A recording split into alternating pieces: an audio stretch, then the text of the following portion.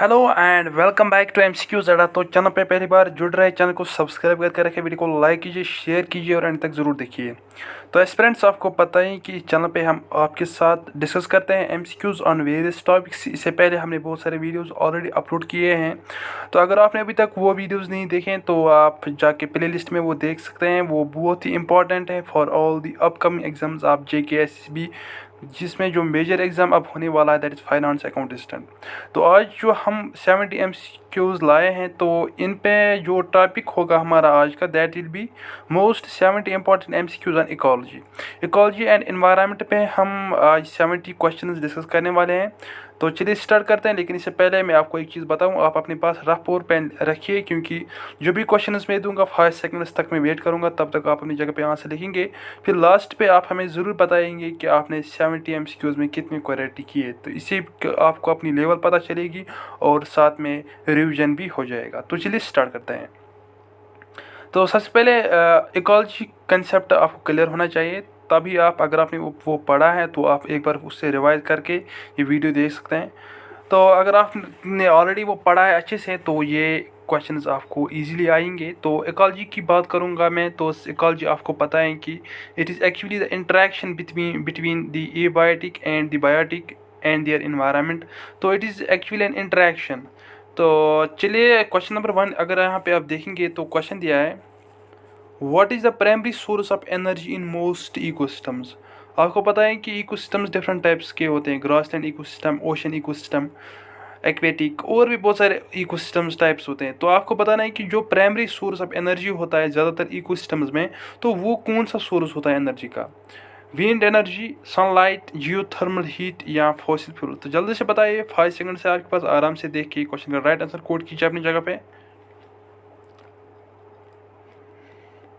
तो आई होप आपने अपनी जगह पे आंसर लिखा होगा। तो right answer for this question will be, तो देखते हैं क्या है इस क्वेश्चन का right answer. Right answer is option number B, that is sunlight. Question number 2 यहाँ पे दिया है, which term refers to the variety of species in a particular ecosystem. आपको पता नहीं कि जैसे कि हम पढ़ते हैं कि बायोडाइवर्सिटी में हम देखते हैं कि व्हाट इज़ बायोडाइवर्सिटी, अगर आपको कोई बोलता है तो आप कहते हैं it is actually the variety and variability among species. तो यहाँ पे दिया है आपको कौन सी ऐसी टर्म हम यूज़ करते हैं जो डिफाइन करती हैं कि वेराइटी ऑफ एक पर्टिकुलर इकोसिस्टम में डिफरेंट टाइप्स ऑफ स्पीशीज़ होती हैं, तो उस एक खास टर्म हम इसके लिए यूज़ करते हैं, वो आपको बताना है। Abundance, diversity, population, habitat, ABC या D। मोस्ट ईजी क्वेश्चन है, जल्दी से बताइए। तो right answer for this will be option number B, that is diversity. Diversity आपको पता है कि actually the variety and variability among species. Abundance means the most dominant, जो एबंडेंट स्पीशीज होगी उसको एबंडेंस कहते हैं। पॉपुलेशन आपको पता है कि ग्रुप ऑफ स्पीशीज, और habitat the residing place of an organism.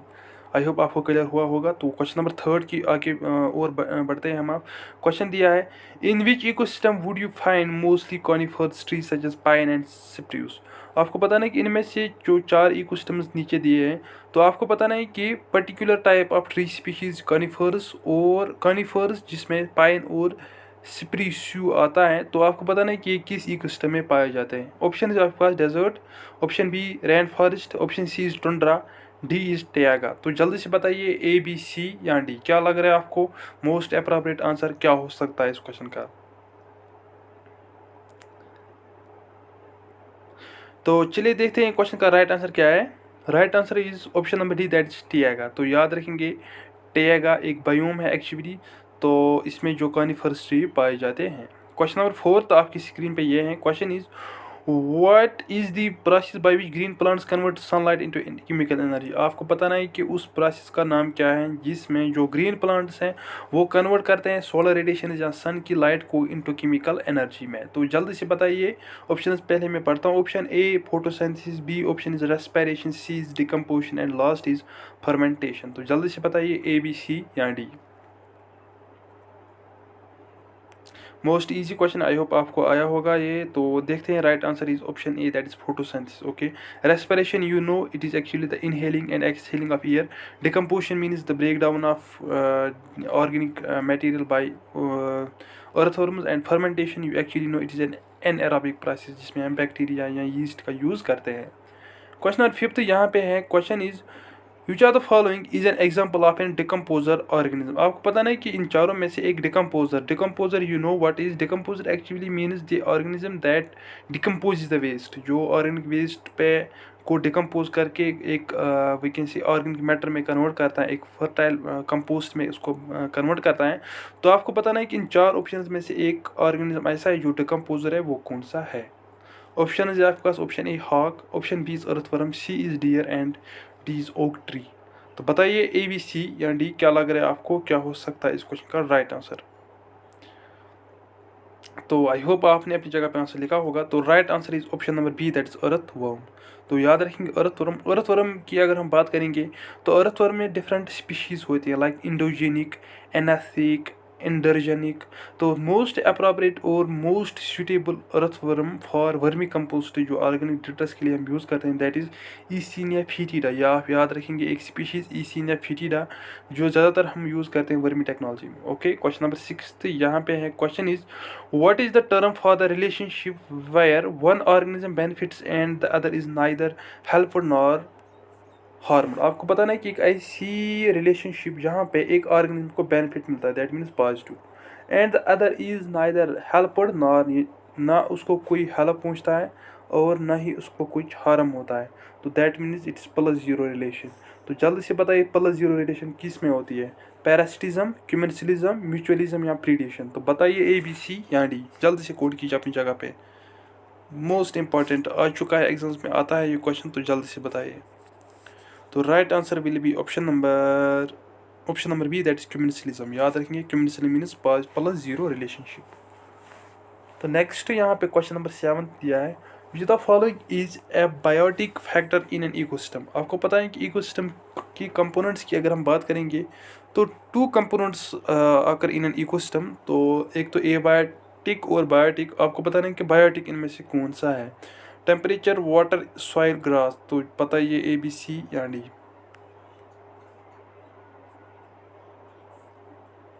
I hope आपने जगह पे आंसर लिखा होगा। तो right answer is option D, that is grass. तो बायोटिक फैक्टर की अगर हम बात करेंगे, बायोटिक फैक्टर एक लिविंग फैक्टर होता है, लाइक मीन्स कि ये दो, जैसे कि मैंने आपको पहले ही बोला कि इकोसिस्टम में दो फैक्टर्स होते हैं, एक तो एबायोटिक और बायोटिक। एबायोटिक में deals with non living organism जिसमें इनऑर्गेनिक कंपोनेंट्स होते हैं, प्रोटीन्स, कार्बोहाइड्रेट्स, विटामिन।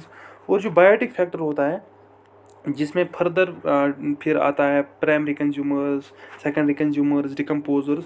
तो दैट मीन्स कि biotic factor deals living organism. तो लिविंग इनमें से अगर हम देखेंगे, जो टेम्परेचर है ये एबायोटिक है, वाटर भी एबायोटिक है, सॉइल जो एडाफिक एबायोटिक फैक्टर होता है, और ग्रास एक लिविंग फैक्टर है, दैट मीन्स बायोटिक फैक्टर। तो option D is right answer. Question 8 यहाँ पे दिया है, what is the process by which a population becomes better suited to this environment over many generation. आपको पता नहीं कि एक ऐसी प्रोसेस जिसमें एक ऑर्गेनिज्म या एक पॉपुलेशन आहिस्ता आहिस्ता सूट होती है, जो अडॉप्ट होती है उस एनवायरनमेंट में for very long generations, for many years. तो वो कौन सी टर्म इसके लिए, वो कौन सी प्रोसेस है, वो आपको बताना है। इवोल्यूशन, माइग्रेशन, एक्सटेंशन या सक्सेशन। तो बताइए ए बी सी या डी, इवोल्यूशन होगा, माइग्रेशन, एक्सटेंशन या सक्सेशन। तो जल्दी से कोड कीजिए, जल्दी से बताइए क्या हो सकता है क्वेश्चन का राइट आंसर। तो right answer is option number A, that is evolution. तो evolution is the term for this, याद रखेंगे। और migration, you know that migration actually deals with the dispersal, और वी कैन से कि कोई community एक जगह से जब माइग्रेट करते हैं दूसरी जगह पे, या दूसरी जगह से कोई कम्युनिटी उस एरिया में आएगी, that means it is migration. Okay, extension, you better know कि एक्सटेंशन एक्चुअली एक ऐसी टर्म होती है जिसमें एक स्पीशीज़ परमानेंटली उस एनवायरनमेंट से गायब भी हो जाती है, डिसअपेयर हो जाती है, it that species never comes back, that means it has become extinct. Okay, succession actually ये भी इवोल्यूशन की एक प्रोसेस होती है, ऐसी प्रोसेस ये भी है, लेकिन इसमें बहुत ईयर्स लगते हैं। सक्सेशन एक्चुअली मीन्स कि जो कहीं पे कोई बेयर एरिया होगा जहाँ पे कोई भी पॉपुलेशन का कोई वैकेंसी, कोई साइन ही नहीं होगा, लेकिन वहाँ पे आहिस्ता आहिस्ता आहिस्ता आहिस्ता पॉपुलेशन एक्यूमुलेट हो जाए, जिसमें प्राइमरी हो, सक्सेशन, सेकेंडरी। ओके, तो आपको ये समझ आया होगा। तो आगे बढ़ते हैं क्वेश्चन नंबर 9 की ओर। क्वेश्चन दिया है, Which biome is characterized by low precipitation, high temperature and cacti as dominant vegetation? आपको पता नहीं कि एक ऐसा टाइप ऑफ बायोम, अगर आप बायोम्स की बात करेंगे तो वी कैन से कि biomes are of about 8 to 10 types, जिसमें सवाना बायोम आता है, tundra taiga biome, tropical rain forests, okay, range lands, deserts, okay. तो आपको पता नहीं कि इनमें से कौन सा ऐसा बायोम है जिसकी कैरेक्टरिस्टिक्स क्या है। वहाँ पे लो प्रेसिपिटेशन, ज़्यादा बारिश नहीं होती है, टेम्परेचर्स बहुत हाई रहते हैं और कैक्ट्स एक डोमिनेंट स्पीशीज वेजिटेशन होती है यहाँ पे। तो आपको पता नहीं उस बायोम का नाम क्या हो सकता है, tundra biome, desert biome, grassland biome या रेन फॉरेस्ट। तो बताइए ABC या D। तो right answer is option number B, that is desert. You know desert में बहुत कम प्रेसिपिटेशन होती है, लेस देन 25 mm। अगर किसी एरिया में प्रेसिपिटेशन होती है, रेनफॉल होता है, तो हम उस एरिया को डिक्लेयर करते हैं इट इज़ अ डेजर्ट। याद रखेंगे, वहाँ पे हाई टेम्परेचर्स भी होती है और कैक्टस स्पीशीज भी पाई जाती है। क्वेश्चन नंबर 10 यहाँ पे दिया है, क्वेश्चन देखता हूँ मैं, क्वेश्चन पढ़ता हूँ मैं एक बार। What term describes the maximum number of individuals an ecosystem can support without degrading the environment? आपको पता नहीं कि सबसे पहले हम ये जानेंगे कि जो इकोसिस्टम है इसमें एक ख़ास एक कैपेसिटी होती है कि वो उतने ऑर्गेनिज्म को सस्टेन कर सकते हैं, कि जो भी रिसोर्स है वहाँ पे उनके जो ऑर्गेनिज्म होते हैं वो उनका फ़ायदा उठा सकते हैं। लेकिन एक कैपेसिटी होती है एक इकोसिस्टम या एनवायरनमेंट में। तो आपको पता नहीं कि उस टर्म का नाम क्या है जो डील करते हैं कि मैक्सिमम नंबर ऑफ़ इंडिविजुअल, एक इकोसिस्टम में मैक्सिमम कितने इंडिविजुअल्स रह सकते हैं, ऐसे कि वो सपोर्ट करेंगे उस एनवायरनमेंट या इकोसिस्टम को, न कि वो इसको डिग्रेड करेंगे। उस टर्म को हम क्या कहते हैं? Carrying capacity, population density, birth rate या हैबिटेट कैपेसिटी। तो इजी क्वेश्चन है, जल्दी से बताइए। तो right answer for this will be option number A, that is carrying capacity. Population density, you know, number of people, और birth rate the number of live births, और habitat means you know that कि एक ecosystem में कितनी capacity है कि वो उन ऑर्गेनिज्म को हैबिटेट प्रोवाइड करे। क्वेश्चन नंबर 11 यहाँ पे दिया है, which gas is primary responsible for green house effect? Green house effect इनमें से किस गैस से होता है? इन ये सभी तकरीबन ग्रीन हाउस गैस हैं, लेकिन आपको पता नहीं कि मैक्सिमम किससे होता है? ऑक्सीजन, कार्बन डाइऑक्साइड, नाइट्रोजन या मीथेन। तो बताइए जल्दी से, ABC या D।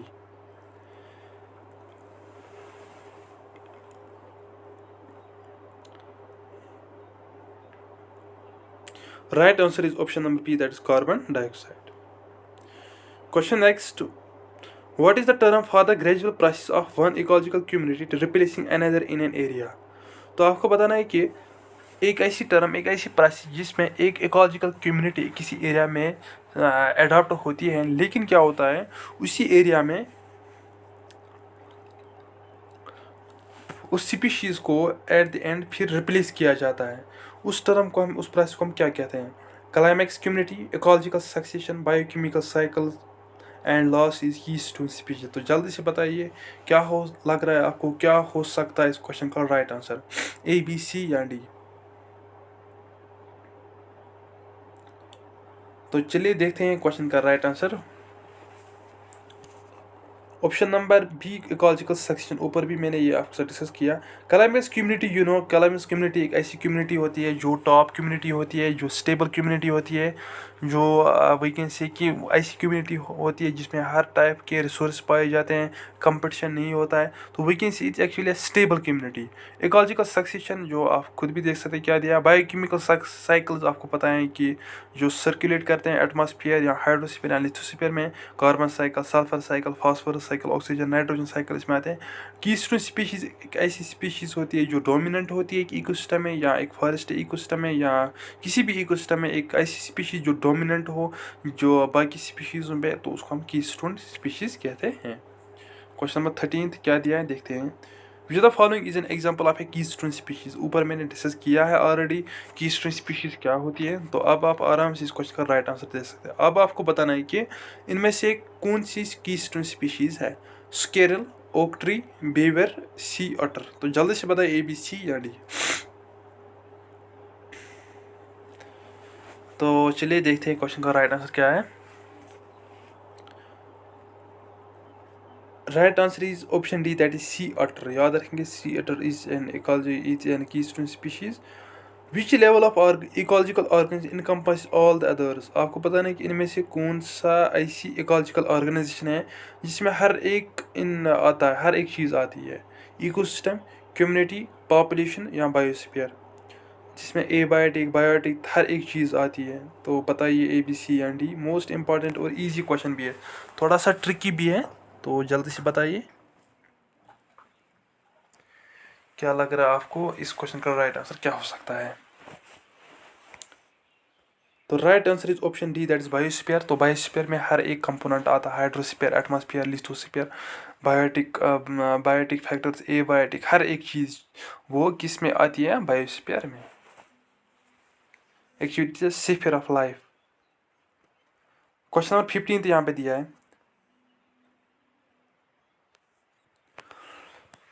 क्वेश्चन दिया है what is the term for the variety of different ecosystem within a large region. तो आपको बताना है कि एक ऐसी टर्म जो हम यूज़ करते हैं, जो इकोसिस्टम में डिफरेंट टाइप्स ऑफ स्पीशीज़ होती हैं। तो डिफरेंट इकोसिस्टम्स के लिए एक लार्ज रीजन में डिफरेंट इकोसिस्टम्स होते हैं, तो उन के लिए एक हम खास एक टर्म देते हैं। तो उस टर्म का नाम आपको बताना है। Biome, biodiversity, hotspots, landscape ecology या हैबिटेट। तो बताइए ABC या D।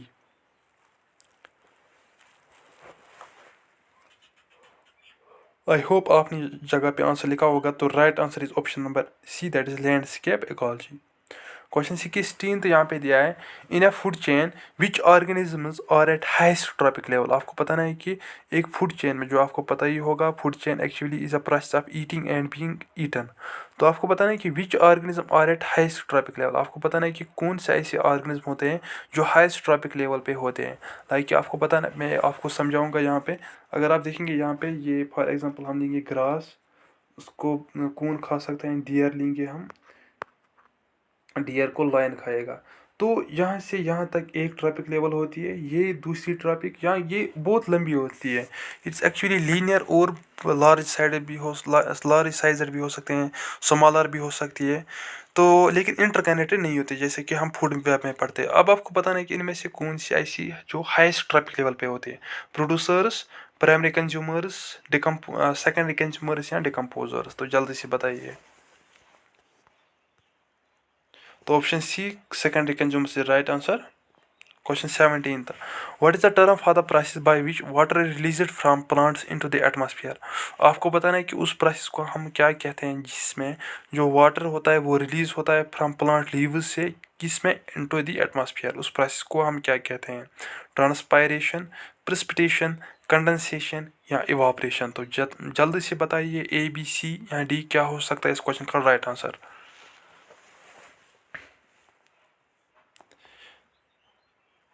तो right answer for this is option number A, that is transpiration. Question 18 यहाँ पे दिया है which the following is an example of density independent factor affecting population size. आपको बताना है कि इनमें से कौन सा ऐसी एग्जांपल नीचे दी है जो डेंसिटी पे नहीं डिपेंड है, that means it's density independent factor जो इफेक्ट करती है पॉपुलेशन साइज को। ऑप्शन इज आपके पास disease, option B predation, option C is competition, D is natural disasters. तो जल्दी से बताइए ABC या D। आराम से देखिए क्वेश्चन का आंसर कोड कीजिए।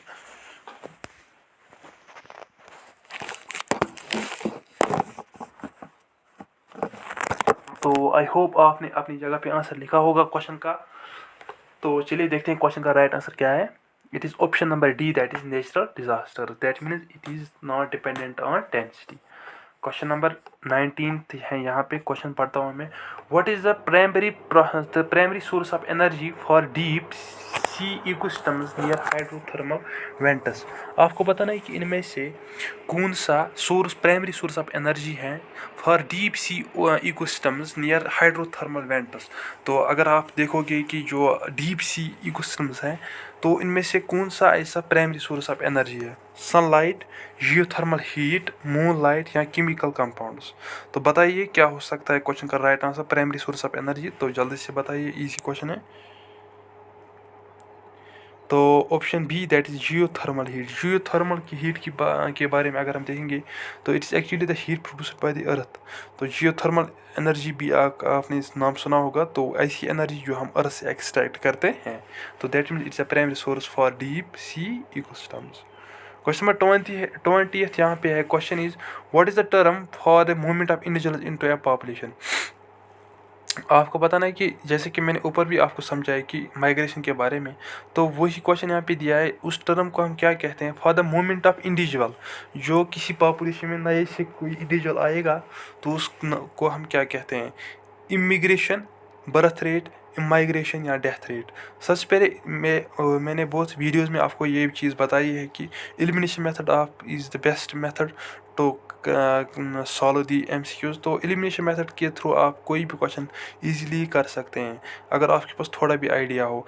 देखिए यहाँ पे जो बर्थ रेट और डेथ रेट, आप पहले इसको एलिमिनेट करें, क्योंकि birth rate means number of births, okay, death rate means number of deaths, that means B और D नहीं होगा। अब A और C में आपको चूज़ ही करना है, तो उससे क्या होगा? अब आप खुद भी कर सकते हैं, इजी बन गया है अब, क्योंकि दो ऑप्शन ऑलरेडी एलिमिनेट हमने किया। तो जल्दी से बताइए, 5 सेकंड आपके पास, आराम से देखिए क्वेश्चन का राइट आंसर कोड कीजिए।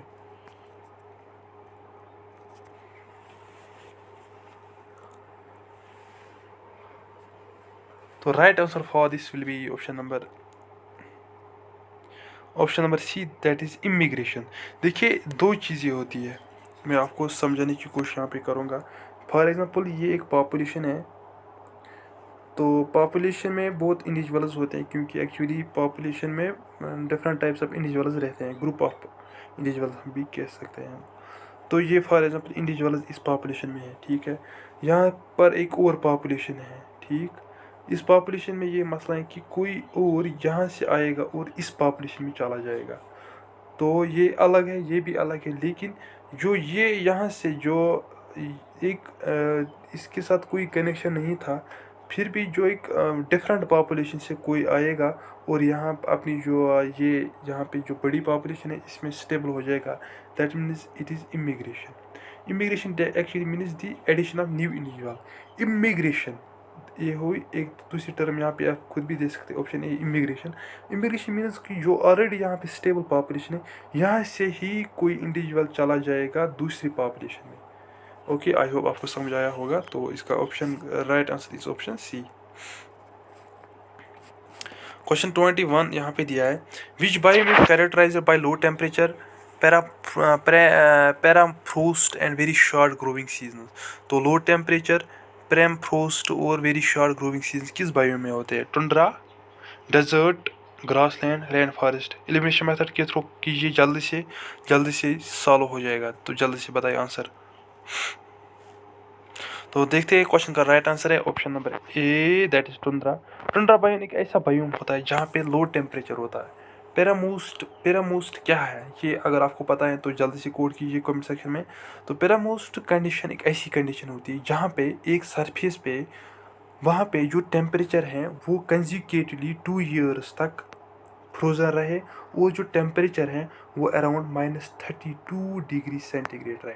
यानी कि आप हम कह सकते हैं पैरामोस्ट सरफेस जिसको हम कहते हैं, ये एक ऐसी जगह होती है जहाँ पे 2 ईयर्स तक परमानेंटली फ्रोज़न कंडीशन होती है, और जो टेम्परेचर होता है वो -32 डिग्री सेल्सियस।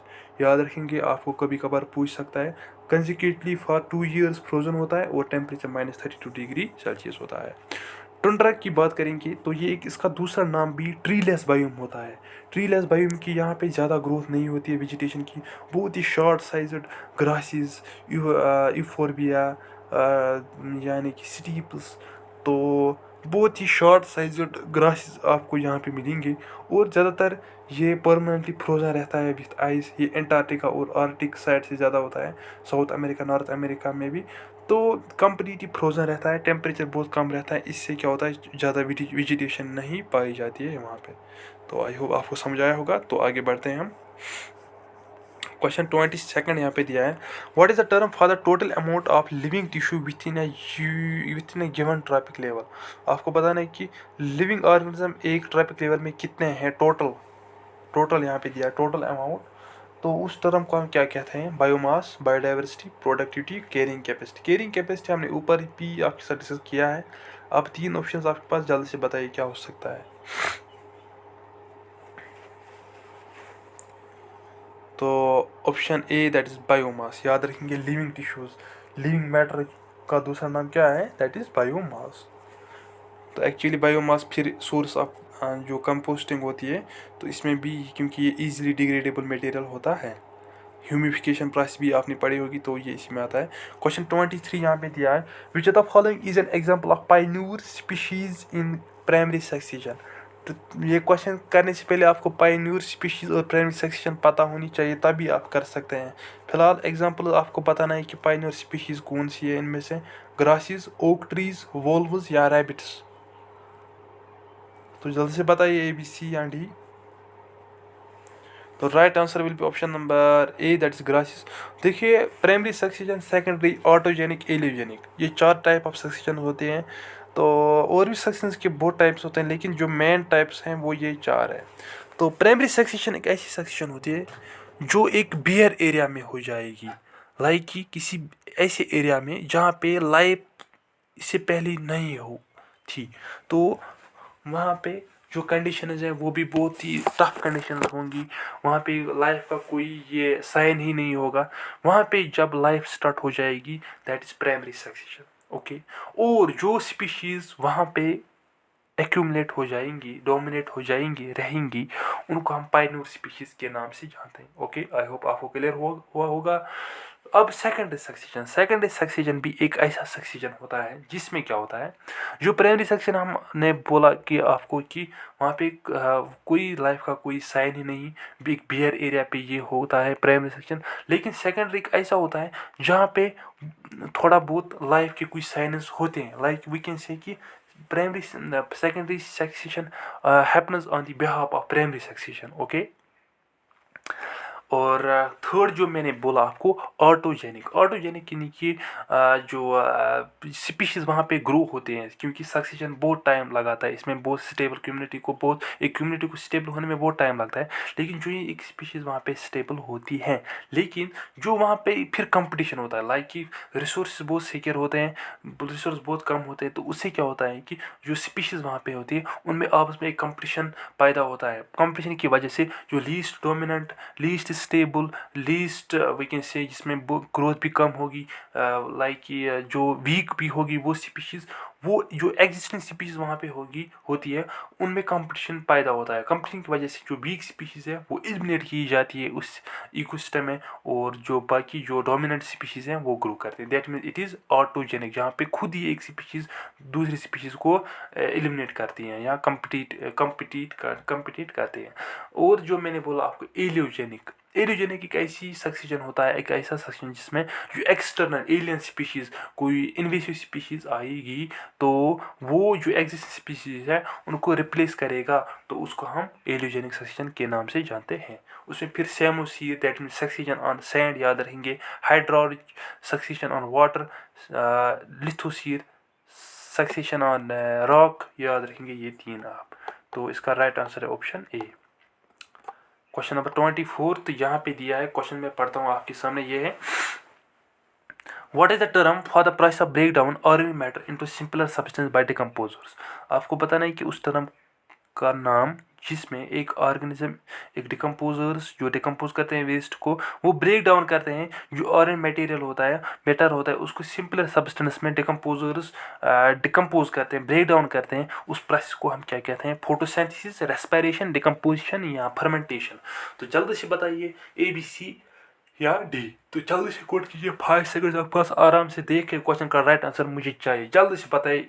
इससे पहले एक और चीज़, आप लाइक कीजिए इस सेशन को और सब्सक्राइब भी कीजिए, क्योंकि बहुत एफर्ट्स लगते हैं आप तक ये वीडियो बनाने के लिए। तो जल्दी से बताइए क्या हो सकता है क्वेश्चन का राइट आंसर, और लाइक, शेयर और सब्सक्राइब जल्दी से मारिए। आई होप आपने लाइक भी किया होगा, सब्सक्राइब भी किया होगा, तो और कमेंट सेक्शन में अपना जो आंसर है वो भी लिखा होगा। तो right answer is option number C, that is decomposition. Question number 25 यहाँ पे दिया है, which the following is not A green house gas. Green house gas आपको पता है कि इंट्रोडक्शन की ज़रूरत नहीं है, आपको पता ही होगा, जो एब्जर्व करते हैं सोलर रेडिएशन को इन शॉर्ट में। तो आपको यहाँ पे बताना इन इज़ नॉट, याद रखेंगे, एग्जाम में बहुत गलती करते हैं बच्चे, इज़ नॉट भूल जाते हैं direct, which the following is A green house gas, तो फिर आपको रिजल्ट पता ही होता है क्या हो जाता है वहाँ पे। अब ऑप्शन है आपके पास, carbon dioxide, nitrous oxide, oxygen, methane. बताइए ABC या D। तो ऊपर एक क्वेश्चन हमने ऐसी एक क्वेश्चन था, वो भी हमने डिस्कस किया, तो अब आपको आइडिया हुआ होगा। तो जल्दी से बताइए ABC या D। तो right answer is option number C, that's oxygen. देखिए, अगर आपको कभी कभार सीक्वेंस भी आती है तो याद रखेंगे carbon dioxide is the most abundant, उसके बाद CH4, उसके बाद CFCs, उसके बाद O3, उसके बाद N2O। ये सीक्वेंस आप कभी कभार कभी नहीं भूलना, क्योंकि ये आता है एग्ज़ाम में, कभी कभार आ सकता है, आपको पूछा भी जाएगा कभी, तो याद रखेंगे ये सीक्वेंस। क्वेश्चन नंबर 26 यहाँ पे पढ़ता हूँ मैं। Question is what is the term for the process by which nitrogen is converted into form that plants can absorb. आपको पता नहीं कि अगर आपने नाइट्रोजन साइकिल पढ़ा होगा, जिसमें हम देखते हैं कि नाइट्रोजन उमिनिफिकेशन, नाइट्रिफिकेशन, डिनाइट्रिफिकेशन, ये प्रोसेस वहाँ पे होती हैं, कैसे कि नाइट्रोजन को कैसे कन्वर्ट किया जाता है। तो अब आपको पता नहीं कि जो प्लांट्स नाइट्रोजन को एब्जॉर्व करते हैं तो वो किस फॉर्म में इसको एब्जॉर्व करें, क्योंकि जो नाइट्रोजन है वो डायरेक्ट प्लांट्स एब्जॉर्व नहीं कर सकते, ये इसका जो ब्रेक डाउन होता है। तो अब आपको पता नहीं कि कौन सी टर्म ऐसी हैं, ऐसी प्रोसेस है जिसमें नाइट्रोजन को कन्वर्ट करता है डिफरेंट फॉर्म्स में, ताकि प्लांट्स वो एब्जॉर्व कर सके। Nitrification, denitrification, nitrogen fixation, ammonification. तो जल्दी से बताइए ABC या D। तो चलिए देखते हैं राइट आंसर क्या है इस क्वेश्चन का। Right answer will be option number C, that is nitrogen fixation. तो थोड़ा आइडिया मैं दूंगा आपको। नाइट्रिफिकेशन की ऐसी प्रोसेस है जिसमें नाइट्रोजन को कन्वर्ट किया जाता है, एक मिनट। नाइट्रिफिकेशन ऐसी प्रोसेस है जिसमें NH4 को कन्वर्ट किया जाता है तो नाइट्रोजन, याद रखेंगे। डिनाइट्रिफिकेशन मीन्स N2, तो N2O को यानी कि हम बैक करते हैं नाइट्रोजन में, नाइट्रस ऑक्साइड को नाइट्रोजन में कन्वर्ट कर, nitrogen fixation, fixation of nitrogen. और याद रखेंगे खास इंपॉर्टेंट, बाकी आप सब भूलिए, एक इंपॉर्टेंट याद रखना, जो प्लांट्स किस फॉर्म में नाइट्रोजन को एब्जॉर्व करते हैं, in the form of nitrate. क्योंकि एक तो N2 होता है, उसके बाद NO2, उसके बाद NO3, this is nitrogen, this is nitrite, this is an nitrate, NO3 के फॉर्म में प्लांट्स एब्जॉर्व करते हैं। याद रखेंगे आपको, आप कभी कभार ये क्वेश्चन भी आता है। क्वेश्चन 27 आपकी स्क्रीन पे ये है। Question is which type of ecological parameter represent the energy transfer between trophic levels. आपने पढ़ा होगा ecological parameters, that means the graphical representation of different parameters we can say. तो अब आपको बताना है कि इनमें से कौन सा ऐसा इकोलॉजिकल पैरामीटर है जो रिप्रेजेंट करता है energy transfer between trophic level भी मैंने आपको समझाया। तो ऑप्शन है आपके पास pyramid of number, pyramid of biomass, pyramid of energy, pyramid of succession, ABC या D। तो जल्दी से बताइए क्या हो सकता है क्वेश्चन का राइट आंसर। आई होप आपने अपनी जगह पे आंसर लिखा होगा। मोस्ट इजी क्वेश्चन है, तो answer is option A, that is pyramid of number. What is the term for the process by which an organism moves from one habitat to another during different seasons? तो ये मैं आपको इसका answer नहीं बताऊंगा, क्योंकि मैंने ऊपर भी ये 2-3 बार डिस्कस किया है। लेकिन एक दो चीज़ें मैं आपको बताऊंगा, C और D ऑप्शन में आपको आपके साथ एक्सप्लेन करने वाला हूँ। एडाप्टेशन मीन्स कि अगर आप किसी नए एनवायरनमेंट में जाएंगे तो वहाँ पे जो कंडीशंस होंगी वहाँ पे आपको अडाप्ट होना है उन कंडीशंस के साथ, that means adaptation. Predation means कि लाइक कि प्रे और प्रीडेटर आपने पढ़ा देखा भी होगा कि लायन और deer, that means lion actually is predator, और जो जिस पे वो शिकार करता है दैट इज प्रे। तो दैट मीन्स प्रीडिशन एक ये भी नेगेटिव रिलेशनशिप होती है। तो ये आप आंसर मुझे कमेंट सेक्शन में चाहिए क्वेश्चन नंबर 28 का। क्वेश्चन नंबर 29 यहाँ पे दिया है, which of the following is an example of fresh water biome. आपको पता नहीं कि इनमें से कौन सा ऐसा है जो एग्जाम्पल है किसकी, फ्रेश वाटर बायोम की। बायोम्स बहुत टाइप्स के हैं, तो फ्रेश वाटर बायोम कौन सा है इनमें से, एग्जाम्पल वो आपको बतानी है। Coral reefs, estuary, kelp forests, mangrove swamps. Coral reefs आपको पता ही होगा, it's actually relationship between algae and zooxanthellae, जो वहाँ पे ग्रो करते हैं। एल्गी उनको प्रोटेक्शन देता है, in return they provide food for the algae. तो एस्चुरी आपको पता ही होगा, जहाँ पे एक फ्रेश वाटर और सी वाटर आपस में मिलते हैं, वो को हम एस्चुरी कहते हैं वो चीज़। Kelp forest you know special type of forest होता है। मैंग्रोव एक्चुअली ये भी एक वी कैन से कि मैंग्रोव फॉरेस्ट भी, मैंग्रोव स्वैम्प्स भी ऐसे एरियाज़ होते हैं जहाँ पे जो डैमी एरियाज़ होती है। तो अब आप बताइए फ्रेश वाटर बायोम कौन है इनमें से, ABC या D। इतना आइडिया मिलने के बाद भी अगर आपने ये क्वेश्चन राइट नहीं किया तो I will suggest you please go back to your studies और स्टडी कीजिए नए से। तो option number B will be the right answer, that is fresh water biome, that is estuary, sorry. Question number 30th यहाँ पे दिया है, what term describes a relationship in which one organism benefits at the expense of another. आपको बताना है कि इनमें से ऐसी कौन सी ऐसी relationship, mutualism, parasitism, commensalism, symbiosis, predation, proto cooperation, और भी बहुत सारे ऐसे रिलेशनशिप होती है। अब लेकिन आपको सिर्फ यहाँ पे ऐसी रिलेशनशिप बतानी है जहाँ पे एक ऑर्गेनिज्म जो डिराइव करता है benefits at the cost of other, eight the expense of another organism, उस रिलेशनशिप को हम क्या कहते हैं? म्यूचुअलिज्म, पैरासिटिज्म, कम्युनिस्टिज्म या सिम्बायोसिस, ABC या D? जल्दी से बताइए, जल्दी से क्वेश्चन का राइट आंसर मुझे चाहिए, जल्दी से बताइए। तो right answer for this will be option number B, that is parasitism. Like कि ह्यूमन लव्स जो होती है वो हमारे हेयर में चली जाती है और Aahista Aahista Aahista Aahista that gains the blood, वो जो एज ए न्यूट्रेंट उसको मिलता है। तो लेकिन at the expense of we can say कि हम उसके होस्ट्स बनते हैं, तो वो हमसे ही बेनिफिट्स डिराइव करते हैं, that means it's an example of parasitism. Question number 31 यहाँ पे दिया है, which of the following is non renewable resource often associated with environmental concerns. यहाँ याद रखिए ये क्वेश्चन क्या है। सबसे पहले इसमें दो चीज़ें हैं, नॉन रिन्यूएबल यू नो, क्योंकि ये भी आपने 6th 7th 8th 9th 10th में पढ़ा होगा। Renewable that means it can be renewed, non renewable जो रिन्यू नहीं कर सकते हैं। अब आपको बताना है कि इनमें से कौन सा ऐसा है एनर्जी फॉर्म है जो नॉन रिन्यूएबल है, ठीक है। इसके साथ साथ जिसके एनवायरमेंट कंसर्न्स भी बहुत हैं कि इट कॉज एनवायरमेंटल हार्म, ये भी इसी में आता है। तो बताइए कौन सी ऐसी एनर्जी है? Wind energy, solar energy, fossil fuels या hydro electric energy? Wind energy, you know, it is actually energy that is derived from the wind. Solar energy means the energy that is derived from sunlight. Fossil fuels, you know, it is energy derived from coal, petroleum, or natural gas. And hydroelectric power is actually an energy that is derived by running turbines when the water flows on them and by converting the potential energy into the mechanical energy. तो अब आप बताइए क्या हो सकता है question का right answer? Easy question है, right answer is option C, that is fossil fuels, क्योंकि इजी। ओके, क्वेश्चन नेक्स्ट पढ़ते हैं। क्वेश्चन दिया है, what term describes the process by which, कौन सी ऐसी प्रोसेस जहाँ पे क्या है, carbon is return to the atmosphere through the burning of fossil fuels. आपको बताना है कि एक ऐसी प्रोसेस जिसमें कार्बन रिटर्न किया जाता है, you know carbon is very important gas in the atmosphere. तो आपको बताना है कि ऐसी प्रोसेस जिसमें कार्बन रिटर्न करते हैं हम एटमॉस्फेयर में through the burning of fossil fuels. जब हम फॉसिल फ्यूल्स को जलाएंगे वहाँ से कार्बन रिलीज होगा, वो एटमॉस्फेयर में चला जाएगा। उस प्रोसेस को आपको बताना है कि उस प्रोसेस को किस नाम से हम जानते हैं। That is the question. Options are pass, photosynthesis, option B is decomposition, option C is combustion and D is erosion. Most easy, आराम से कर सकते हैं। देख के क्वेश्चन का राइट आंसर मुझे चाहिए, जल्दी से बताइए। तो जल्दी से बताइए ABC या D?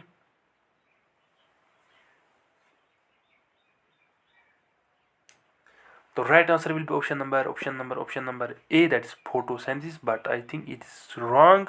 तो आप चेंज करेंगे, इस क्वेश्चन का राइट आंसर कंबशन होगा। ओके, 33 यहाँ पे दिया है, what type of pollution results from excess nutrients in water leading to overgrowth of algae। आपको पता है कि जो न्यूट्रिएंट्स निकलते हैं, लाइक कि अगर हम हाउस बोट्स की बात करेंगे तो हाउस बोट्स में जो लोग रहते हैं उनसे क्या जो भी, बिकॉज जहाँ पे इंसान रहता है वहाँ पे वेस्ट तो निकलता रहता है। लेकिन आपको पता है कि न्यूट्रिशियस वेस्ट जो निकलता है, जो वाटर बॉडीज़ में चला जाता है, तो वहाँ पे आपको पता है कि एक ब्लू सरफेस, एक अलगी का एक बहुत लंबा अलगल ब्लूम जिसको हम कहते हैं, तो ओवर ग्रोथ होती है अलगी की। तो वो उस प्रोसेस को हम क्या कहते हैं? एयर पोल्यूशन तो नहीं होगा, थर्मल पोल्यूशन तो हो सकता है। देखिए जल्दी से बताइए, यूट्रोफिकेशन या radioactive pollution. Elimination method is one of the best method to solve any MCQ। तो आई होप आपने वो अप्लाई किया होगा इस क्वेश्चन पे और आपने इस क्वेश्चन का राइट आंसर भी अपनी जगह पे कोड किया होगा। तो देखते हैं क्वेश्चन का राइट आंसर है option number C, that is eutrophication actually it is actually we can say कि जो एक ऐसी प्रॉब्लम है, वी कैन से कि एक ऐसी प्रोसेस है जिसमें जो ओवर ग्रोथ होती है अलगी की। बताइए किससे होती है? एक तो नाइट्रेट याद रखेंगे, नाइट्रेट्स एंड फॉस्फेट्स याद रखेंगे, नाइट्रेट्स और फॉस्फेट्स की वजह से यूट्रोफिकेशन प्रोसेस होती है। ओके, तो आगे बढ़ते हैं हम क्वेश्चन नंबर 34 की और क्वेश्चन दिया है। Question is in a terrestrial food web, okay, what are primary producers. Food web आपको पहले समझना पड़ेगा फूड वेब क्या है। यहाँ पे मैं फॉर एग्जांपल यहाँ पे एक फूड वेब छोटी सी बनाऊंगा, ग्रास, डियर, टाइगर, ओके, ठीक है। तो देखिए ग्रास कोई भी खा सकता है, ग्रास ऊपर फॉर एग्जांपल, ग्रास ऊपर को फ्रॉग भी खा सकती है। ओके, ऐसी यानी कि कहने का मतलब ये है कि ये एक इंटरकनेक्टेड नेटवर्क होता है। लाइक हमने ऊपर भी देखा जब हमने फूड चेन पढ़ी तो ये एक ऐसी लीनर होती है, लेकिन यहाँ पे फूड वेब में इंटरकनेक्टेड सर्कुलर पैटर्न भी बन सकता है, लेकिन आपस में इंटरकनेक्टेड है। ये इसको भी खा सकता है, ये इसको भी खा सकता है, ये डायरेक्ट इसको भी खा सकता है, ये इसको भी खा सकता है। That means actually it is interconnected, okay, interconnected chain. एक टेरेस्ट्रियल फूड वेब में what are primary producers. Primary producers एक टेरेस्ट्रियल फूड वेब में कौन होते हैं? Herbivores, carnivores, omnivores, autotrophs. Most easy easy easy question है, जल्दी से 5 सेकंड आपके पास, आराम से देख के क्वेश्चन का राइट आंसर मुझे चाहिए, आराम से देख के कीजिए क्वेश्चन।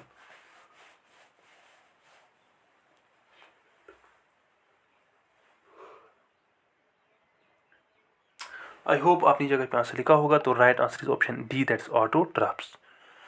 क्वेश्चन 35 यहाँ पे दिया है। Question is which biome is characterized by tall grasses, okay, few trees and high fire frequency.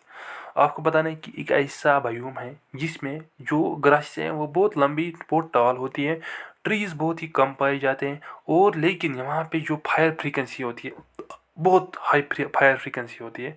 तो वो कौन सा ऐसा बायोम है? Desert biome, tundra biome, grassland या रेन फॉरेस्ट।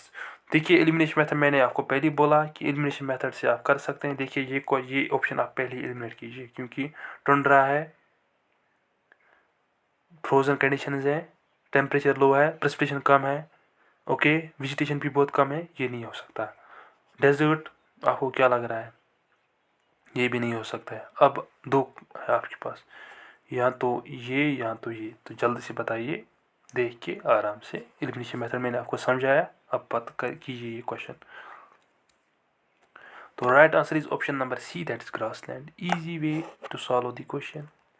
क्वेश्चन 36 यहाँ पे दिया है। Question is what is the term for the gradual long term change in earth's climate. आपको बताना है कि जो अर्थ का जो एक क्लाइमेट होता है वहाँ पे ग्रेजुअली ग्रेजुअली ग्रेजुअली ग्रेजुअली एक चेंज आना, उसको हम क्या कहते हैं? Global warming, green house effect, climate change या ओजोन डिप्लीशन। कीजिए ये क्वेश्चन, तब तक मैं आपको एक और चीज़ बताऊंगा। अगर आपको देखिए यहाँ पे हमारी साइट पे आप देख जाके यहाँ पे एमसीक्यूज क्वेश्चन प्रैक्टिस कर सकते हैं। क्विज भी है, हमारा टेलीग्राम ग्रुप है जहाँ पे हर रोज़ हम क्विज कंडक्ट करवाते हैं। तो अगर आपको चाहिए तो आप इस नंबर पे हमें कंटेक्ट कर सकते हैं, डिस्क्रिप्शन में नंबर मिलेगा, तो we can add you to our group, और आप यहाँ पे जाके खुद भी ज्वाइन कर सकते हैं।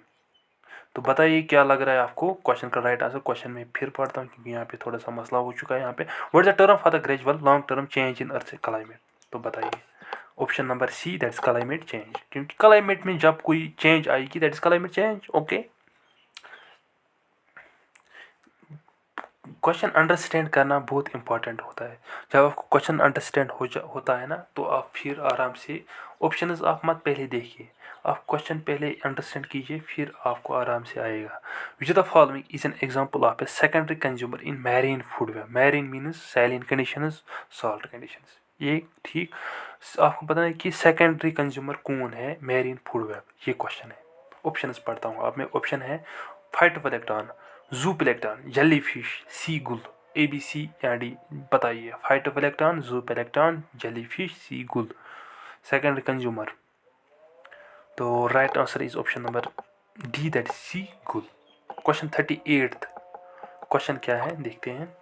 What term describes the role of species plays in its ecosystem including its interaction with organism। आपको बताना है कि एक स्पीशीज का रोल, ओके, एक इकोसिस्टम में क्या है। ओके, जहाँ तक ये है क्वेश्चन का एक पार्ट ये है। ओके, क्वेश्चन का दूसरा part including it's interaction with other organism, जब इंटरेक्ट करता है बाकी ऑर्गेनिज्म से भी। दो पार्ट्स हैं, उसको हम क्या कहते हैं? निश कहते हैं, हैबिटेट कहते हैं, इकोसिस्टम कहते हैं, या बायोस्फीयर कहते हैं। बताइए ए बी सी या डी।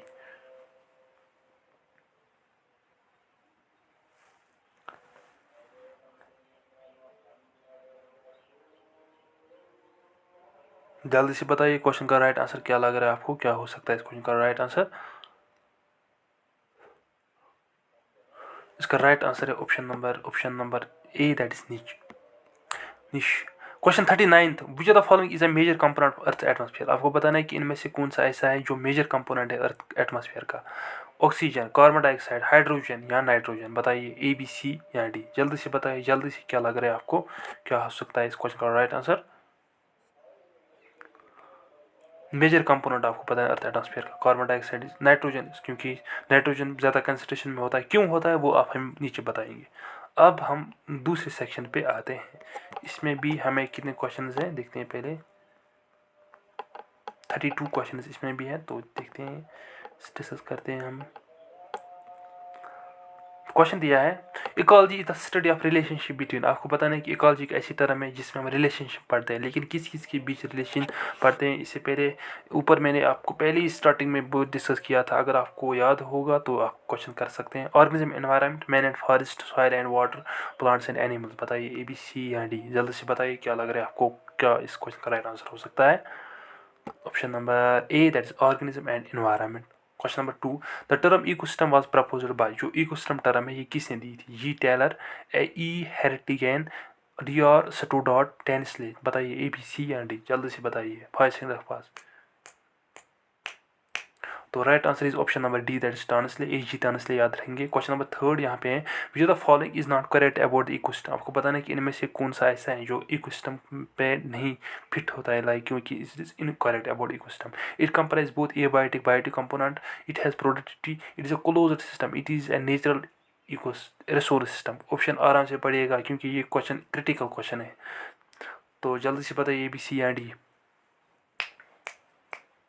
तो देखते हैं क्वेश्चन का राइट आंसर है option number C, close system. याद रहेंगे every time this question will आकर, और आपको इंटरव्यू में भी ये क्वेश्चन पूछा जाता है कि इकोसिस्टम इज, ये ओपन सिस्टम होता है, क्योंकि इसका दूसरा नाम भी आपको याद रहेंगे, ए बायोजेनेसिस, जियो बायोजेनेसिस, होलिज्म, इक्विज्म। ये इकोसिस्टम के और भी एंशिएंट नेम्स हैं, लेकिन ये ओपन सिस्टम होता है, ये याद रखेंगे आप। क्वेश्चन नंबर 4 यहाँ पे दिया है, विच 4 components constitute an ecosystem. Ecosystem में 4 कंपोनेंट्स होते हैं। आपको बताना है कि इनमें से कौन सा ऐसा 4 कंपोनेंट्स है जो कॉन्स्टिट्यूट करते हैं इकोसिस्टम को। Water, carbon, oxygen, sulphur. Option B, soil temperature, humidity, rainfall, abiotic materials, producers, consumers and decomposers, herbivores, consumers, bacteria, parasites। बताइए ए, बी, सी या डी। आई होप आपने आंसर देखा होगा। तो right answer option number C, abiotic material, producer, consumer, decomposer. Which the following is an artificial ecosystem. इनमें से कौन सा ऐसा है जो artificial means it is man made ecosystem. Rice field, forest, grassland, lake. Easy है, option A. Question 6, the number of organisms that can be supported by the environment in a given area। एक given area में कितने number of organism एक environment support करता है उसको हम क्या कहते हैं। population, carrying capacity, pyramid of number और biomass, none of the above। 5 second आपके पास आराम से देखिए। तो right answer is option number B, that is carrying capacity. The actual location और place where an organism live. एक ऐसी प्लेस, एक ऐसी जगह जहाँ पे एक ऑर्गेनिज्म रहता है उसको हम क्या कहते हैं। हैबिटेट, इकोसिस्टम, निश या बायोम। ए, बी, सी या डी। जल्दी से बताइए ए, बी, सी या डी क्या हो सकता है क्वेश्चन का राइट आंसर। तो लाइक भी कीजिए, शेयर भी कीजिए, सब्सक्राइब भी कीजिए। तो right answer is option number A, that's habitat. Which the following ecosystem covers the largest area of earth surface. आपको बताना है कि इनमें से ऐसा इकोसिस्टम है जो we can see largest ecosystem भी है। Desert ecosystem, grassland ecosystem, mountain ecosystem या मैरीन इकोसिस्टम। बताइए ए, बी, सी या डी। जल्दी से बताइए, इजी और मोस्ट इंपॉर्टेंट आ चुका है, प्रीवियस ईयर क्वेश्चन देख लो, ये क्वेश्चन आ चुका है। तो right answer is option number D, that is marine ecosystem. याद रखेंगे कभी कभार मैरीन इकोसिस्टम के बदले वहाँ पे ओशन इकोसिस्टम भी होता है, तो आप ओशन को टिक मार के आएंगे, याद रखेंगे। तो question number 9, which the following does not help to maintain ecological balance. इनमें से ऐसा है जो हमें हेल्प नहीं करता है कि एक इकोलॉजिकल बैलेंस हम मेंटेन करें। Cutting forest, afforestation, rain water management या बायोस्फीयर रिजर्व। बताइए ए, बी, सी या डी क्या हो सकता है क्वेश्चन का राइट आंसर। आराम से देख के, मोस्ट इंपॉर्टेंट और इजी क्वेश्चन भी है। तो option number A, cutting forest is the right answer. Question number 10 यहाँ पे दिया है, question is which the following is an act that disturbs the ecological balance. आपको बताना है कि कौन सा ऐसा एक्ट है, कौन सा ऐसा काम है जो हम करते हैं ताकि जो इकोलॉजिकल बैलेंस है वो डिस्टर्ब होता है उससे। तो कौन सा ऐसा है। Lumbering, option B social forestry, Van Mahotsav and afforestation. बताइए ए, बी, सी या D. Option A that is lumbering. या लंबरिंग क्या है वो आप हमें कमेंट सेक्शन में जरूर बताएंगे। Question number 11, the highest tropic level in an ecosystem obtain bye. आपको बताना है कि एक इकोसिस्टम में हाईएस्ट ट्रॉपिक लेवल कहाँ पे होती है, हर्बीवर्स, कार्निवर्स, ओमनिवर्स या डिकम्पोजर्स। बताइए ए बी सी या डी, क्या लग रहा है आपको, क्या हो सकता है क्वेश्चन का राइट आंसर। तो इसका आंसर है option number C that is omnivores. Question number 12 यहाँ पे दिया है, which the following is not a biotic component. ऊपर भी मैंने एक बार ये क्वेश्चन डिस्कस किया शायद, आई थिंक वहाँ पे ए बायोटिक था। अब आपको पता नहीं कि इनमें से कौन सा ऐसा है जो बायोटिक नहीं है, that means it is A biotic. तो ए बायोटिक नॉन लिविंग होता है, एयर, प्लांट, बैक्टीरिया, एनिमल। मैं इसका आंसर नहीं बताऊंगा, आप हमें कमेंट सेक्शन में जरूर बताएंगे इस क्वेश्चन का राइट आंसर।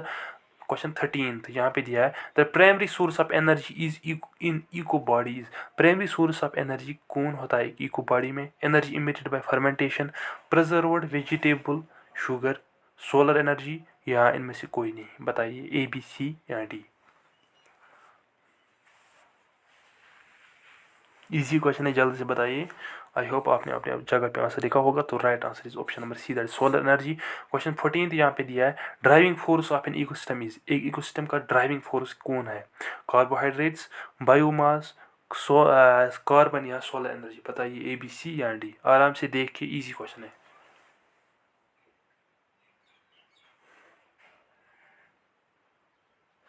तो right answer for this will be option number D that is solar energy. Question number 15 यहाँ पे दिया है, in a food chain the man is. आपको पता नहीं फूड चेन में मैन क्या है, ये आ चुका है, ये प्रीवियस ईयर क्वेश्चन है। प्रोड्यूसर है, only primary consumer, only secondary consumer, primary as well as secondary consumer. बताइए ए बी सी या डी। जल्दी से बताइए, जल्दी से, क्या लग रहा है आपको, क्या हो सकता है क्वेश्चन का right answer? Option D that is primary as well as secondary consumer. Question number 16, 10% law is related with. ये 10% लॉ दिया था लिंडमैन ने, तो अब आपको पता नहीं कि 10% लॉ क्या है। Transfer of energy as food from one trophic level to another. Transfer of energy जब फूड ट्रेवल करता है, जब एक ट्रॉपिक लेवल से दूसरे ट्रॉपिक लेवल तक। Transfer of heat from one matter to another. Option C, transfer of birds from one zone to another. Transfer of water from one zone to another. तो जल्दी से मुझे चाहिए इस क्वेश्चन का राइट आंसर। जल्दी से बताइए, क्या लग रहा है आपको, what should be the right answer for this question, वो बताइए। Option number A is right answer. In marine environment the primary producers of. एक मैरीन इन्वायरमेंट में प्राइमरी प्रोड्यूसर्स कौन होते हैं? Phytoplanktons, seaweeds, option C is marine angiosperms and D is aquatic bryophytes. तो बताइए primary producers in marine environments. बताइए जल्दी से, ए बी सी या डी।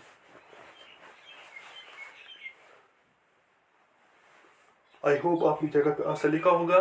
तो right answer for this question will be option number A that is phytoplanktons. Question number 18th question is, what is true about the ecosystem. आपको बताना है इनमें से इकोसिस्टम के रिलेटेड इनमें से कौन सा करेक्ट है, क्या है। ऑप्शंस पढ़ते हैं। प्राइमरी कंज्यूमर और लीस्ट डिपेंडेंट अपॉन प्रोड्यूसर। आपको बताना है जो प्राइमरी कंज्यूमर्स हैं वो ज़्यादा डिपेंडेंट नहीं रहते हैं प्रोड्यूसर्स पे। Option B, primary consumers are outnumber producers, ये ज़्यादा होते हैं। Producers are more than primary consumers, क्या प्रोड्यूसर्स ज़्यादा होते हैं प्राइमरी कंज्यूमर्स से। Option D, secondary consumers are largest and most powerful. Secondary consumer सबसे ज़्यादा और मोस्ट पावरफुल होते हैं। क्या ये सही है? मुझे बताइए आप जल्दी से, ए बी सी या डी। देखिए क्योंकि 10 सेकंड्स में दे रहा हूँ, ये क्रिटिकल क्वेश्चन है, तो देखिए क्वेश्चन का राइट आंसर दीजिए।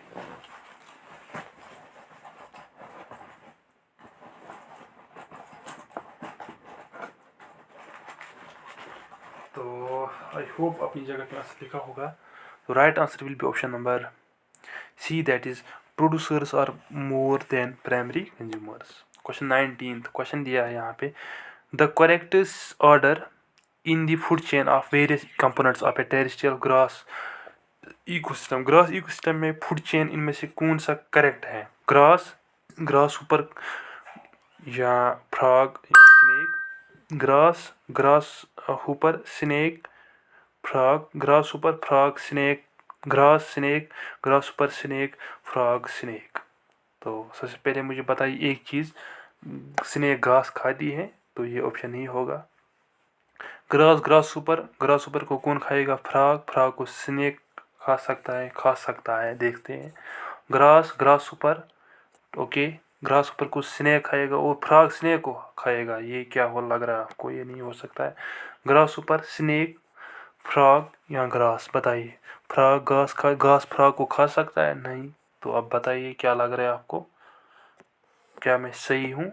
Option A is the right answer. This is the way how you solve the questions. You should apply this way also in your exams to qualify any exam. Question 20th यहाँ पे दिया, biomass pyramid is revised in which of the type of ecosystem। अगर आप देखेंगे तो ecosystem में different types of pyramids होते हैं, pyramid of energy, pyramid of biomass, pyramid of number.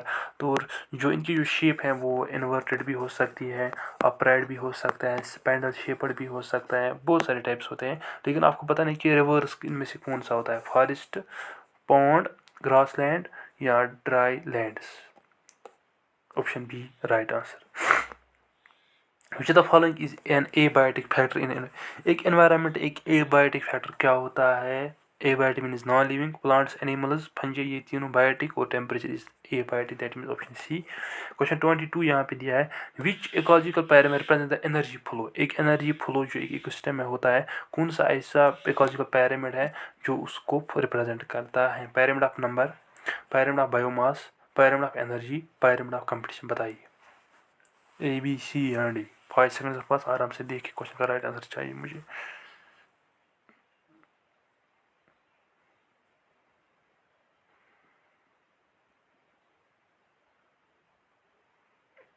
तो right answer will be option number C, that is pyramid of energy. Question 23 यहाँ पे दिया है, which is the term by the for the process by which plants convert sunlight into energy. आपको पता ही है ये। The amount of energy during transfer from one trophic level to another trophic level in ecosystem is. जब एक tropic से लेकर दूसरे ट्रॉपिक लेवल तक, दूसरे से लेकर तीसरी ट्रॉपिक, जब ट्रांसफ़र होता है एनर्जी ट्रॉपिक लेवल्स में, तो एनर्जी ट्रांसफ़र की वजह से क्या एनर्जी इंक्रीज़ होती है, डिक्रीज़ होती है, कांस्टेंट रहती है? इंक्रीज भी हो सकती है, डिक्रीज भी हो सकती है, बताइए।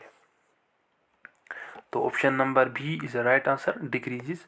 विच the following tree is not eco friendly. आपको पता नहीं कि इनमें से कौन सा ऐसा ट्री है जो इको फ्रेंडली नहीं है? बैबुल, यूकलिप्टस, नीम, पीपल, बताइए। ए, बी, सी या डी। तो इजी क्वेश्चन है, देख के क्वेश्चन को समझिए, जल्दी से बताइए। Eco friendly means is not eco friendly means that it harms the environment. तो option number B eclipse is the right answer. Question 26 यहाँ पे दिया है, the transitional zone between two distant communities is known as. एक zone, एक community, यहाँ पे अगर मैं एग्जांपल दूंगा, एक ग्रास लैंड इकोसिस्टम है, यहाँ पे हम लेंगे एक पॉन्ड इकोसिस्टम, ओके। तो आपको पता नहीं कि जो ये एरिया होता है जो सेपरेट करता है इन दो कम्युनिटीज़ को, इन दो इकोसिस्टम्स को, उसको क्या कहते हैं? Ecotype, orchid, ecosphere, ecotone. तो right answer option D, ecotone. Ecotone याद रखें, ecotype means genetically we can say कि अगर हम किसी ऑर्गेनिज्म को किसी एनवायरनमेंट में शिफ्ट करेंगे, तो वहाँ पे जो पहले वो कौन से इसमें वो एबिलिटी होनी चाहिए कि वो उस एनवायरनमेंट को अडॉप्ट करे, तो उसको इकोटाइप कहते हैं। 27th, which the following is the most stable ecosystem. आपको पता इनमें से कौन सा ऐसा है that is most stable ecosystem? Desert, mountain, ocean, forest. इसका राइट आंसर मुझे कमेंट सेक्शन में जरूर बताएंगे आप। The cycling of elements in an ecosystem is called. एक सर्कुलेशन ऑफ एलिमेंट्स जो एक इकोसिस्टम में होता है उसको हम क्या कहते हैं? Chemical cycles, bio chemical cycle, bio geo chemical cycle, geological cycle या जियो केमिकल साइकिल्स। तो option B will be right answer. Which the following is not related to ecological balance. इनमें से किससे नहीं होता है? इस क्वेश्चन का राइट आंसर भी मुझे आप कमेंट सेक्शन में जरूर बताएंगे। क्वेश्चन 30th यहाँ पे इंपॉर्टेंट क्वेश्चन ही मैं पढ़ता हूँ। Ecology is a permanent economy is the slogan of which movement.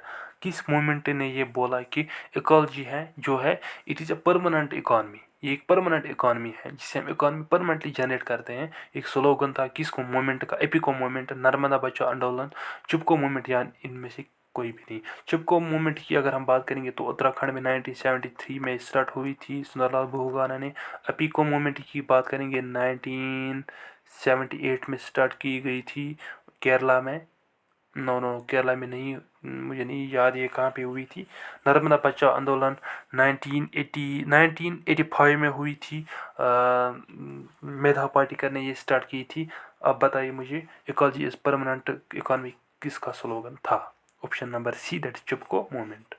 The measurement of unit of ecological footprint is, ecological footprint means कि amount of living resources, amount of resources जो एक organism accumulate करता है on daily basis, उसको किस आपको बताएं वो दैट इज़ इकोलॉजिकल फुटप्रिंट। यहाँ पे दिया है मेजरमेंट यूनिट क्या है, global hectares, nanometers, hoops, cubic foot, cubic ton. तो option A global hectares right answer है। आज का लास्ट क्वेश्चन यहाँ पे दिया है, question is which the following is correct sequence of ecosystems in order to decrease productivity. आप मान के चलें कि किसमें डिक्रीज प्रोडक्टिविटी किसमें कम होगी, उससे ज़्यादा कम, उससे ज़्यादा कम और उससे ज़्यादा कम। तो ऑप्शन से आपके पास डायरेक्ट आंसर देखते हैं हम, option C that is mangroves में सबसे कम, ग्रासलैंड्स में सबसे कम, उसके थोड़ा कम, थोड़ा ज़्यादा, सॉरी ये सीक्वेंस दिया है डिक्रीज, ओके इसमें कम होगी, इससे ज़्यादा होगी, इसमें ज़्यादा होगी, इसमें ज़्यादा होगी। तो याद रखेंगे सबसे ज़्यादा ओशंस में प्रोडक्टिविटी पाई जाती है। ये कुछ 70 MCQs हमने आज आपके साथ डिस्कस किया। तो आई होप आपको ये वीडियो अच्छा लगा। अगर वीडियो अच्छा लगा वीडियो को लाइक करना, शेयर करना, सब्सक्राइब भी करना और बताना कि नेक्स्ट वीडियो किस पे बनाएंगे। और जो भी स्कोर आपका बन रहा है honestly please comment your score in the comment section. तो वो भी आप हमें ज़रूर बताएंगे कि आपने कितने क्वेश्चंस करेक्ट किए इन 70 MCQs में, और what give us the feedback about our MCQs। अगर और भी MCQs इसके रिलेटेड चाहिए तो वह भी आप मेंशन करेंगे, और भी क्वेरी अगर कोई भी होगी तो वो भी आप ज़रूर मेंशन करेंगे। लेकिन इसको सब्सक्राइब भी करेंगे, चैनल को शेयर भी करेंगे अपने दोस्तों के साथ ताकि उनको भी हेल्प मिल सके। वीडियो को लाइक भी करना। Thank you, all the best, we wish you very best for your exams. Thank you.